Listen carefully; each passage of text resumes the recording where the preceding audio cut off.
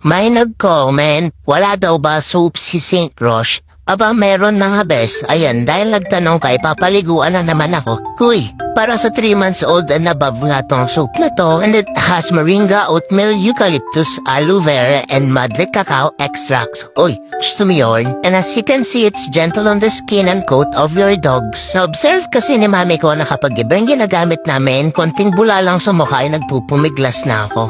Pag lumalabas kami, ito naman yung baon ko, yung perfume, yung dry shampoo. At yung mga bes napansin namin paggamit namin tayo nawawala yung panghi kapag nagpapalit ako ng diaper. At yung kanilang detangling spray para wala tayong buhol. Mahirap nga, baka makakita tayo ng binibini, dapat laging pogi.